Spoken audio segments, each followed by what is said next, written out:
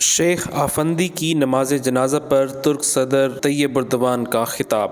ترک سرزمین پر اسلام کی روشنی پھیلانے والے معروف صوفی بزرگ شیخ محمود آفندی، جن کا انتقال 23 جون 2022 کو 93 سال کی عمر میں ہوا تھا، 24 جون بروز جمعہ ترکی کے شہر استنبول کی معروف جامع مسجد سلطان فاتح میں ان کی نماز جنازہ کے موقع پر عوام کا سمندر امڈ آیا تھا۔ نماز جنازہ میں ترکی کے صدر نے بھی شرکت کی، جن کا شمار شیخ محمود آفندی کے عقیدت مندوں میں ہوتا ہے۔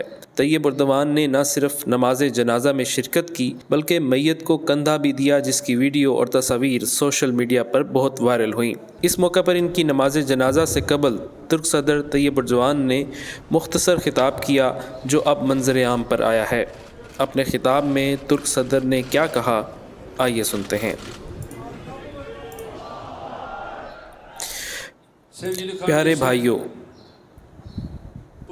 آج صاحب علم، صاحب عرفان اور صاحب حکمت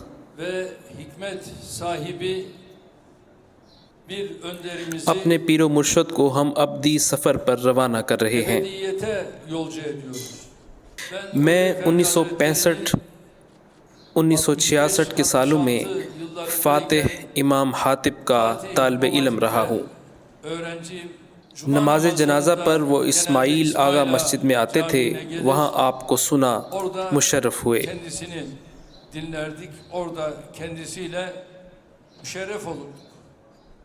پھر یاوز سلیم مسجد میں ہم وقتاً فوقتاً گفتگو کرتے تھے۔ در حقیقت پوری زندگی اس امت کے روحانی معمار کے طور پر عزت مآب ہوجا آفندی نے شرق تا غرب اثرات رکھنے والی جد و جہد کی، اور اس جد و جہد میں فرض یا سنت میں کسی سے کبھی ذرہ بر فرار اختیار نہیں کی۔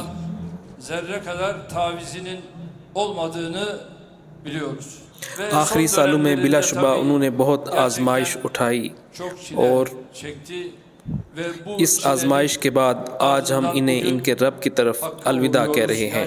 ان کی عمر 93 سال تھی۔ اس طرح ہم نے انہیں جانا، پہچانا اور اس ایمان کے ساتھ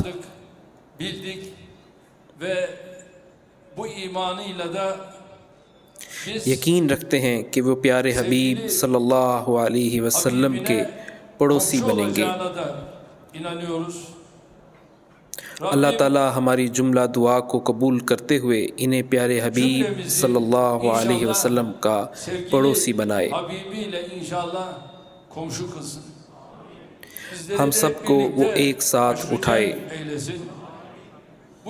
اس موقع پر مزید کچھ کہنے کی ضرورت نہیں، کیونکہ تذکرہ ہو چکا ہے۔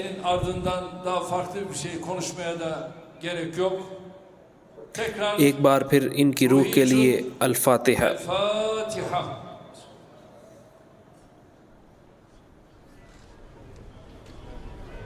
محترم جماعتimiz